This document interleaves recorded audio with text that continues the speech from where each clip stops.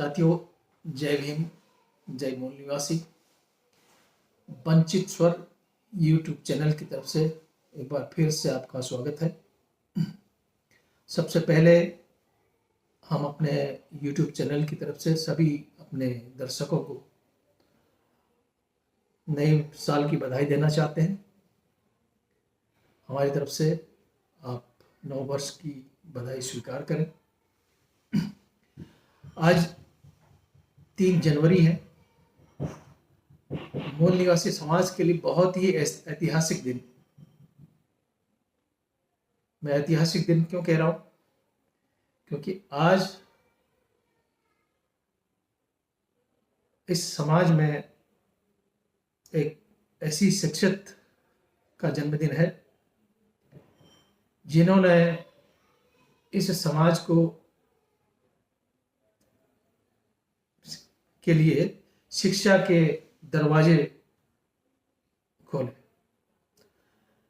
अगर हम कहें तो हमारी समाज की और या कहना चाहिए कि भारत की सबसे पहली जो महिला शिक्षिका थी माता सावित्रीबाई फुले, आज उनका जन्मदिन है। तो उनके जन्मदिन की भी आप सबको बहुत बहुत बधाई। आज की वार्ता में की शुरुआत में मैं थोड़ा सा आज हल्द्वानी में एक कार्यक्रम माता सावित्रीबाई फुले के जन्म दिवस के अवसर पर आयोजित किया गया, तो उसके बारे में थोड़ी सी मैं आपसे बातचीत करूंगा। फिर इसके बाद थोड़ी देर में मेरे साथ जो है वो वंचित स्वर के संपादक डॉक्टर प्रमोद कुमार जी मेरे साथ जुड़ेंगे। आज का जो प्रोग्राम था तो बहुत ही सुंदर, बहुत ही अच्छा आयोजन किया गया था।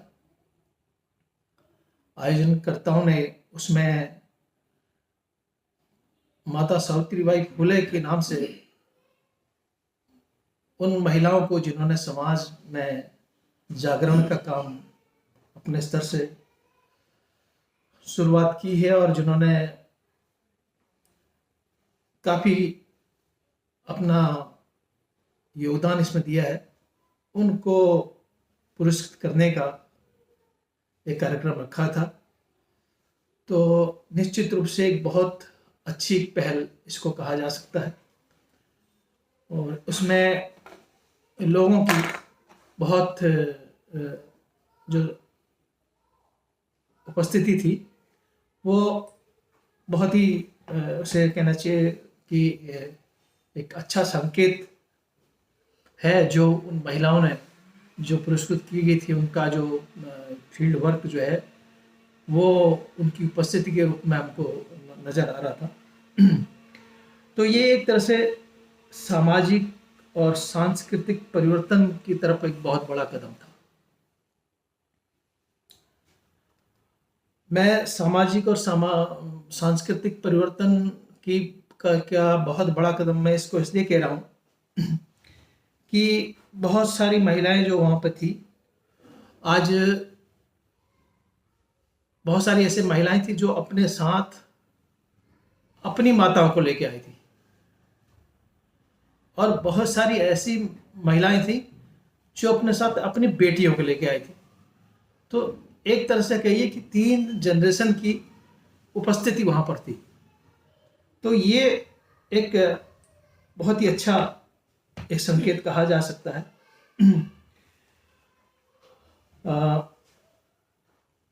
जो माताओं का जो संबोधन था जो उन्होंने वहां पर दिया और माता सावित्रीबाई फुले के बारे में उन्होंने जो विचार व्यक्त किए और उनका जो संबोधन और ये सब चीजें थी, तो ये सब चीजें एक अच्छा संकेत समाज के लिए कहा जा सकता है।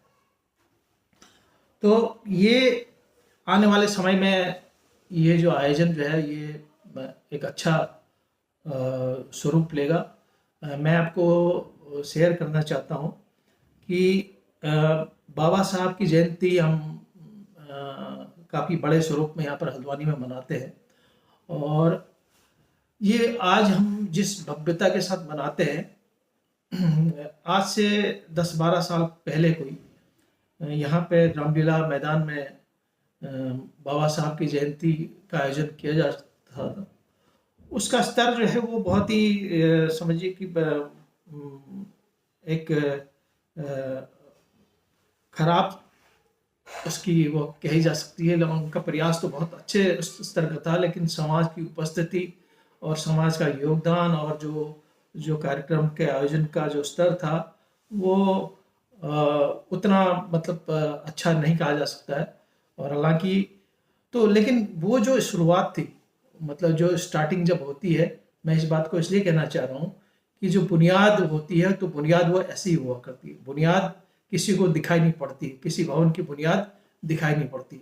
तो अब जो बुनियाद थी, और अब उसके बाद देखिए किसी भी हम इमारत की अगर के निर्माण की हम अगर बात करते हैं तो उसका जो प्लान, उसका जो सबसे पहले हम उसके लिए हमको भूमि की आवश्यकता होती है, फिर उसके बाद हमको उसके डिजाइन की ज़रूरत होती है, और डिजाइन के बाद फिर उसके जो हम मानचित्र वगैरह पास कराते हैं, ये सब सारा प्रोसेस होता है। उसके बाद फाउंडेशन बनने का काम होता है, और फाउंडेशन बनने तक का जो इतनी जो प्रक्रिया होती है, ये प्रक्रिया बैकग्राउंड में रहती है।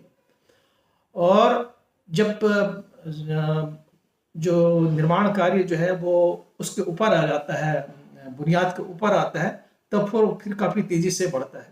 तो मैं इसको आज का जो कार्यक्रम है उसको इस रूप में देखता हूँ कि हम बुनियाद हमारी जो है वो ठीक ठाक रही है, और हम लगभग अब जो है बुनियाद से ऊपर आने को है। और अगर सकारात्मक और इसी तरह से कार्यक्रम आयोजित होते रहे और जागरूकता का अभियान इस तरह से चलता रहा, तो आने वाले समय में हम जो है सारे अपने प्रोग्राम आयोजित कर पाएंगे। और एक तरह से इसको कहिए कि जो सांस्कृतिक परिवर्तन समाज में वो संभव हो पाएगा। तो ये थी आज के कार्यक्रम के बारे में कुछ बातें। अब मेरे साथ डॉक्टर प्रमोद कुमार जी, संपादक वंचित स्वर, यहाँ उपस्थित है। मैं आपका सर स्वागत करता हूँ।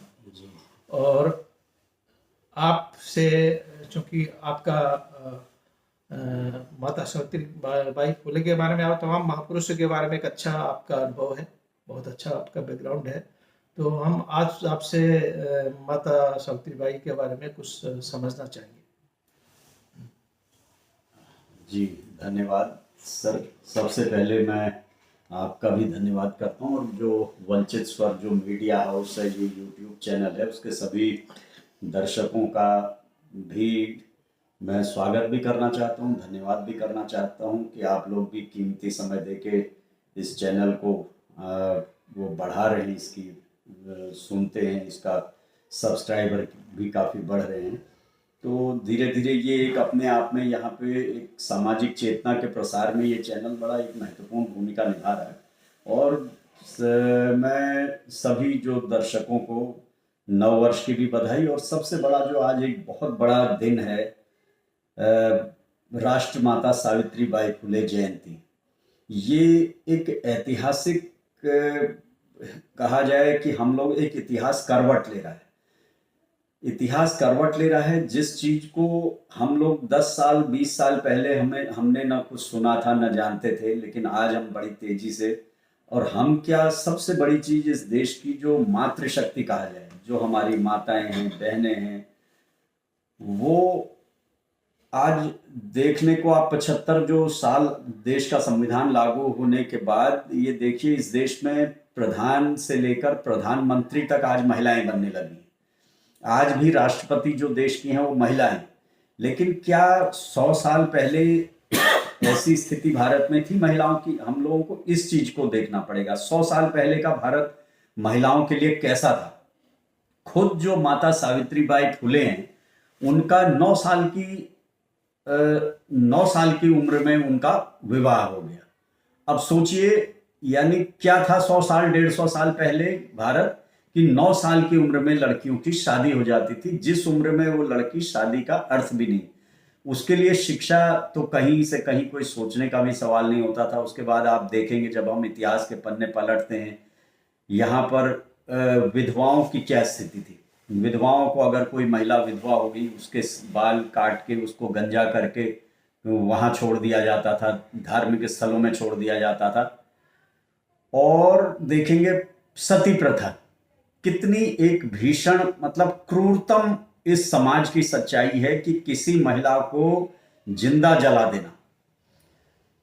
पति मरता था, जिंदा वो महिला नहा धो के चिता पे बैठती थी, बिठाया जाता था, नहीं बैठती थी तो पहले तो उसका माइंडसेट ऐसा बनाया जाता था वो खुद बैठती थी, नहीं बैठती थी तो उसे जबरन बिठाया जाता था और जबरन बिठा के नीचे से आग लगा दी जाती थी, जिंदा जला दिया जाता था। ये भारतीय परिवेश था मुश्किल से 150 साल पहले।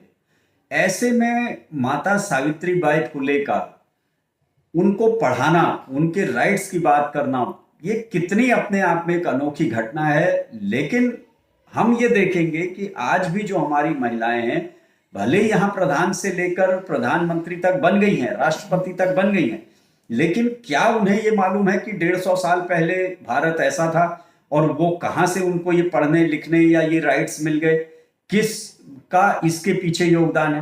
तो ये हमारे लिए बहुत बड़ा जानने की हमें जरूरत है। आज भी आपने अभी बताया, बड़ा खुशी का भी विषय है, थोड़ा सा एक आशावादी किरण नजर आती कि थोड़ा बहुत कुछ चेतना का प्रसार बढ़ रहा है। लेकिन हमको इस बात से बहुत संतुष्ट होने की भी जरूरत नहीं है, क्योंकि जो हमारी प्रतिगामी ताकत है इस देश को, जिन्होंने हजारों साल से अंधेरे में जकड़ के रखा था, वो भी उतनी तेजी से काम कर रहे हैं। और वो हमारी जो सक्रियता या ये जो चेतना से वो भी बहुत परेशान है और वो उतनी तेजी से भारत को फिर से वैसा भारत बनाने की भी तैयारी करने में लगे हुए हैं। वो बहुत स्पीड से काम कर रहे हैं कि हम भारत को फिर से वहां बनाएं। तो इसलिए हमारे पास एक आशा की किरण है, लेकिन हमको इतने से संतुष्ट नहीं होना। अभी हमें बहुत काम करने की जरूरत है। आज भी हमारी माताएं बहनें, लगभग मैं कह सकता हूं 99% से ज्यादा जो भारत की मातृशक्ति, शहरों में तो कुछ परिवर्तन आया है, लेकिन इधर जो हमारे दूर दराज पर्वतीय इलाकों में तो मैं 99% कह सकता हूं कि जो हमारी महिलाएं हैं अभी भी अंधविश्वास, आडंबर, उन सब में ऐसे जकड़ी हुई हैं कि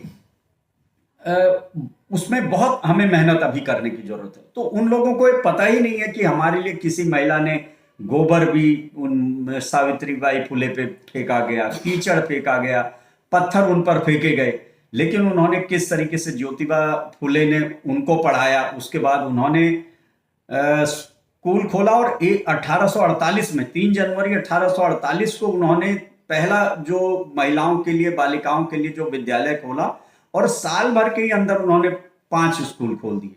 तो ये कितनी बड़ी, हम आज एक, हमारी पूरी उम्र निकलने को है, हम लोग कोई बहुत बड़ा ऐसा काम नहीं कर पाए, लेकिन उन लोगों ने, उस दंपति ने, फुले दंपति ने किस तरीके से, और साथ में हमें फातिमा शेख जी को भी याद करना पड़ेगा, जिनका उन्हें बहुत सहयोग मिला था।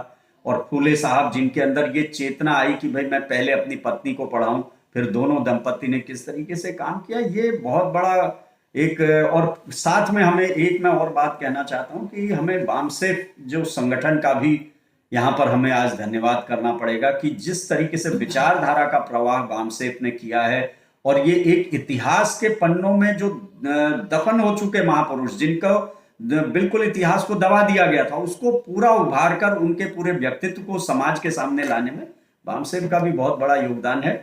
तो इस चीज को हमें समझना चाहिए। जी, मैं एक आपकी जो बात है उसको को आगे बढ़ाते हुए कहना चाहूँगा कि एक तो जो हमको आज के दिन उन महापुरुषों का भी शुक्रगुजार होना पड़ेगा कि जिन्होंने हमको इन महापुरुषों से परिचित कराया।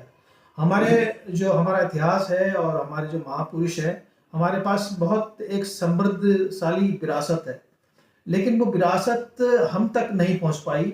तो अब जैसे हमारे कुछ बामसेफ की माध्यम से जो ये प्रचार प्रसार हुआ है, हम अपने महापुरुषों को हम जानने लगे हैं, और इससे मतलब हम उन तो कहने का मतलब है कि वो जो हमको अपने जो महापुरुष जिन्होंने हमको ये यहाँ तक इनको पहुँचाया, उनका भी आज हम शुक्रगुजार करते हैं। दूसरी बात आपने जो कही कि हमारा जो ताकत है, हमारी ताकत है सत्यता। चूँकि दुश्मन भी जो है वो अपनी ताकत से काम कर रहा है, विरोधी ताकतें भी आज अपनी पूरी ताकत लगाए हुए हैं। जिस शिक्षा के बारे में, जिस जो समाज में की शिक्षा का जो विरोध उस वक़्त माता सावित्रीबाई फुले को और ज्योतिबा फुले जी को देखना पड़ा, वही लगभग समझिए कि वो युद्ध आज अभी खत्म नहीं हुआ है। आज भी हमारी शिक्षा पे जो है वो खतरा मंडरा रहा है। आज भी जो है हमें जो जो ताकतें उस वक्त चाहती थी कि ये वर्ग शिक्षित न हो, वही ताकतें आज भी गति मतलब वो अपने काम को अंजाम दे रही। तो हमारी जो ताकत है वो ये है कि हम इसलिए हम इस वक्त तक इस संघर्ष में आगे दिखाई पड़ते हैं कि हम सच के साथ चल रहे हैं। दुश्मन को अपना झूठ फैलाने के लिए जितनी मेहनत करनी पड़ती है, तो झूठ का गुब्बारा जो है एक सच की छोटी सी सुई की नोक जो है उसको पंचर कर देती है। तो मैं इतना ही मुझे कहना था। आप जो है वार्ता को आगे कंटिन्यू करिए। हाँ जी, देखिए, मैं फिर वही बातें कहना चाहता हूँ कि देखिए, जो महान दार्शनिक जैमिनी ने एक बात कही थी कि मनुष्य की मृत्यु हो जाती है, मनुष्य संसार में नहीं, एक दिन नहीं रहता, लेकिन विचार हमेशा जिंदा रहते हैं। लेकिन वहीं पर हमें देखना पड़ेगा कि बाबा साहब अम्बेडकर ने इस बात से आगे बढ़ते हुए उन्होंने कहा कि मनुष्य के साथ साथ विचार भी मर जाते हैं अगर विचारों का प्रचार प्रसार ना हो। तो ये ठीक है कि हम सत्य के साथ हैं, लेकिन सत्य को फैलाना, उसको प्रचारित प्रसारित करना भी बहुत जरूरी है। क्योंकि आप देखेंगे, जो इस देश को जो अंधविश्वास और आडंबर और अशिक्षा में जो धकेलने वाला जो एक ग्रुप है, उन्होंने देखिए प्रचार प्रसार के दम पर कितने काल्पनिक चीजें गढ़कर लोगों के दिलो दिमाग में बैठा दी हैं। और जो सत्य था, जो फैक्ट है, जो वास्तव में फूले साहब हैं, बाबा साहब डॉक्टर अंबेडकर हैं, पेरियार साहब हैं, कबीर हैं, नानक हैं, ये तमाम ऐसे रैदास जी हैं। अगर ये बामसेब ना बना होता, हमें अपना आज भी ध्यान है, मैं दिन में भी आज चर्चा कर रहा था कि हम जब स्कूल की स्टार्टिंग कर रहे थे, पढ़ रहे थे, हमें ये महापुरुषों के बारे में कुछ पता ही नहीं था। जब बड़े हुए हैं, कुछ सामाजिक संगठनों से जुड़े, तब पता चला कि किस तरीके से 73 में जब दीना भाना, डीके खापर्डे, कांशीराम जी, इन लोगों ने कुछ सोचा, चिंतन मनन किया और एक संगठन की नींव रखी, वहां से इनको महापुरुषों को फिर से। सर, एक मैं आपके प्रश्न से मुझे याद आया कि मेरा आपसे एक सवाल ये है कि हमारे जो महापुरुषों का हम तक प्रचार प्रसार जो है वो अभी तक मतलब नहीं हो पाया। जबकि आप देखिए तमाम ऐसे लोग का प्रचार प्रसार रहता है। आप हॉलीवुड बॉलीवुड के आप एक्टर एक्ट्रेस का आप देखिए, तो उनके तमाम आपको पोर्ट्रेट कैलेंडर्स ये सब मार्केट में तमाम बिकते हुए नजर आते हैं। लेकिन जो मूल निवासी जो बहुजन जो महापुरुष हुए हैं, उनका जो पोर्ट्रेट है, उनके जो फोटोग्राफ्स है, वो आपको सामान्यता नहीं मिलेंगे। बाबा साहब का ही पोर्ट्रेट आपको नहीं मिलेगा। अभी फूले साहब और ये तमाम जो दूसरे महापुरुष हैं, छत्रपति साहू जी महाराज हैं और हरिप्रसाद टमटा जी हैं, और हमारे पास बहुत लंबी विरासत है। तो ये मतलब हमें क्यों नहीं मिल पाया, ये बाय डिफॉल्ट है या इसके पीछे कोई रणनीति विरोधी की काम करती है? देखिए, इसके पीछे दोनों चीजें हैं। एक तो हमारे अंदर चेतना का अभाव है, हमें पता ही नहीं है, हम ढूंढते नहीं है। दूसरा, जो विरोधी पक्ष है वो क्यों चाहेगा कि भाई वो हम क्योंकि मार्केट में उन्हीं का कब्जा है, प्रेसें उन्हीं की हैं, दुकानें उन्हीं की हैं, वो भी उस रणनीति में शामिल हैं कि जितना ये जो मूल निवासी समाज है, इस देश का जो बहुसंख्यक समाज है, वो जितना अंधविश्वास में, अशिक्षित, अज्ञानता में रहेगा, उतना उनका धंधा चलेगा, उतना उनका सिस्टम मेंटेन रहेगा। तो वो कभी भी नहीं चाहेंगे कि ये जो जगाने वाले लोगों की फोटो या इनके बारे में जानकारी मिले। लेकिन अगर हम जागेंगे, अगर हम समाज को प्रचारित प्रसारित करेंगे, वो करेंगे, तो लोग ढूंढेंगे उसके। आज आप देखेंगे जैसे जो तमाम जो वामसेप के कार्यक्रम होते हैं, अन्य जो ऐसे जागृति की मीटिंग है, वहां साहित्य आ रहा है, वहां पर हमें साहित्य मिलता है। कोई बात नहीं, वहां नहीं मिलेगा, हम उस तरह, लेकिन उन कार्यक्रमों को हमें बढ़ाना पड़ेगा। वो कैडर कैंप जो होते हैं, उनको हमें जगह जगह हम कैडर कैंप करें, बड़े बड़े कार्यक्रम करें, और उसमें जो ये प्रकाशक हैं, जो ये तमाम ये साहित्य रखते हैं, वो लोग पहुंचेंगे। तो वो हमें स्पीड को बढ़ाना पड़ेगा, तभी हम इस आंदोलन को इसके अंजाम तक पहुंचा सकते हैं। नहीं तो ये फिर सत्य होके भी एक दफन, सत्य तो है, बुद्ध आज भी जब खोदा जाता बुद्ध निकलते हैं, लेकिन वो खोदने के बाद जब बुद्ध की मूर्ति निकलती, उसको कुछ और बता के वहां पर अगर कोई जागरूक व्यक्ति होगा, तब पता चलता है ये बुद्ध है। तो हम लोगों को ये मेहनत और करने की जरूरत है, नहीं तो ये फिर से एक इतिहास ऐसी करवट लेगा कि पता चला फिर बहुत एक लंबा समय लगेगा। हमें सोशल मीडिया का भी इसमें बड़ा शुक्रगुजार होना पड़ेगा कि उसने भी जो महापुरुषों का जो के बारे में प्रचार प्रसार में एक बहुत बड़ा रोल अदा किया है। क्योंकि अब हम इस कार्यक्रम के अंतिम पेज में आपसे कंक्लूडिंग रिमार्क 5 मिनट के अंतर्गत चाहूँगा। जी देखिए, वही फिर से मैं आज माता सावित्रीबाई फुले जयंती पर बात करते हुए कि हम लोग को ये लोगों को बताना चाहिए कि जो हमारी माएँ हैं, बहनें हैं, जो हमारी आज सारे लोग MA B.Ed क्या क्या लड़कियां डॉक्टर, इंजीनियर, प्रोफेसर, वकील बनी हैं, उनको हमें ये एहसास कराना होगा कि यदि आज से 150 साल पहले माता सावित्रीबाई फुले ने आपके लिए संघर्ष न किया होता, अगर उन्होंने पत्थर न खाए होते, अगर उन्होंने गोबर और कीचड़ का अपमान न झेला होता, तो आज भी यहाँ पर ये रास्ते खुले होते। इसका हम अंदाजा मतलब लगाना बहुत कठिन नहीं है कि उनके लिए आज भी रास्ते नहीं खुले होते। आज सब कुछ हमारी महिलाओं को अधिकार है, और धीरे धीरे उस पर आगे राइट्स बढ़ते जा रहे हैं। आज बहुत कुछ अधिकार हैं। आज शादी की आपकी एक एज फिक्स है, उसके बाद आपको फिर बाबा साहब ने वो भारत के संविधान में तमाम अधिकार दे दिए कि आपको कि शोषण, उत्पीड़न कुछ नहीं होगा। आप किसी भी पद पे आप मताधिकार का प्रयोग कर रही हैं, जबकि तमाम दुनिया भर में महिलाओं को बहुत बाद में अधिकार मिले। तो इसमें माता सावित्रीबाई फुले का बहुत बड़ा योगदान है, और हमें समझना पड़ेगा कि किस तरीके से उन्होंने उस समय जो विधवा निराश्रित महिलाओं के लिए आश्रम खोले, और तमाम तरीके के ऐसे स्कूल खोलने में ही उनको अपना कितना कुछ योगदान उन्होंने दिया, जिससे उस इतना आसान नहीं था। जिस समय वो जो महिलाएं उनकी कहती थी कि तू ने हमारा धर्म भ्रष्ट कर दिया, मतलब धर्म भ्रष्ट कर दिया कि तू हमारे धर्म के विरुद्ध काम कर रही है, जिसमें महिला को बाहर निकलने की इजाजत नहीं, तुम उनको पढ़ा रहे हो। तो वो सारा उन्होंने चुनौती झेली, और आप देखेंगे बाद में उन्होंने फुले जी को भी यही कहा था कि उनके पिताजी ने उनको घर से इसलिए निकाल दिया था कि तू धर्म के विरुद्ध काम कर रहा है। उनको घर तक छोड़ना पड़ा, घर छोड़ना पड़ा फिर। तो ये तमाम बातें हैं। और दूसरा आप देखेंगे कि बाद में जो उन्होंने एक और क्रांतिकारी काम क्या किया उस समय, जो इस अंधविश्वास के खिलाफ जाकर जब फुले साहब का जब निधन हुआ, तो उन्होंने उनकी चिता को अग्नि दी। वो भी एक अपने आप में एक क्रांतिकारी काम था कि माता सावित्रीबाई फुले ने खुद उनको अग्नि दी, वो जहां शमशान घाट में महिला का जाना ही संभव नहीं था। और बाद में आप देखिए, आपका जो आखिरी सांसें भी आपने ली, जो पुणे में जो प्लेग की महामारी फैली, उसमें आप लोगों का इलाज करते करते एक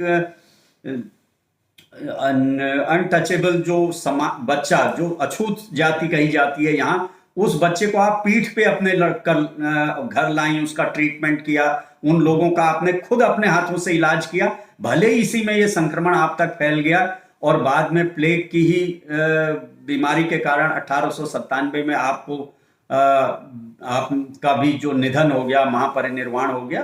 तो ये हम लोगों को ऐसे कैरेक्टर्स को जानना चाहिए, समझना चाहिए, और जो हम अपने जीवन को साधारण सी बातों में व्यर्थ में गवा दे रहे हैं, उससे हमें निकलना चाहिए। यही हमारे महापुरुषों को सच्ची जो आदरांजलि भी होगी, सच्चा उन्हें याद करना होगा कि हम उनके जो कैरेक्टर को अपने आप में ढालने की कोशिश करें। केवल हम मंचों से बखान कर लें, उनकी तारीफ कर लें, इतना भर ना करें। तो यही मैं कहना चाहता हूँ। बहुत बहुत धन्यवाद आपका। तो मित्र, हमारी एक कोशिश है कि हम जो है अपनी बातचीत को आपसे शेयर करें, और आप हम अभी तकनीकी रूप से इतने सक्षम नहीं हैं, और बहुत सारी चीज़ें अभी हमें को करनी है, सीखनी है। लेकिन हम आपसे वार्तालाप का क्रम हमने शुरू कर दिया, और लेकिन उस पे भी आपका जो हमें आपका जो प्रतिक्रिया है वो बहुत सकारात्मक नज़र आ रही है। तो और थोड़ी कोशिश करिएगा, चैनल को सब्सक्राइब करिएगा, और हमें बहुत अच्छा लगेगा कि आप कमेंट करिएगा कि हम किस तरह से कुछ सुधार करें, क्या हमको और सुधारने की ज़रूरत है। ये हमारे लिए बड़ा उत्साहवर्धक होगा। तो इसी नोट पर हम अपनी बात आज की समाप्त करते हैं। हम वीडियो चाहते हैं कि बहुत लंबा भी ना हो, क्योंकि वो फिर दिक्कत होती है, और इस छोटे से अंतराल में बहुत सारी बातें छूट जाती हैं। लेकिन हम चूंकि सतत रूप से आपसे संपर्क में रहेंगे, बातचीत करते रहेंगे, तो किसी न किसी मौके पे फिर वो बातें आपसे शेयर हो चुकेंगे। तो हमारे साथ जुड़िएगा, हमें बहुत अच्छा लगेगा। और ये एक समाज के साथ जो है एक अपनी बातें शेयरिंग का एक हमने एक माध्यम चुना है। तो हमारा आपका साथ हमें चाहिए। मैं इसी बात के साथ अपनी आज की बात को समाप्त करते हैं। डॉक्टर साहब का बहुत बहुत धन्यवाद। जी जय जी, हिंद, धन्यवाद। जय भीम, जय मोदी नासिक। 25 मिनट हुआ है, 25 26।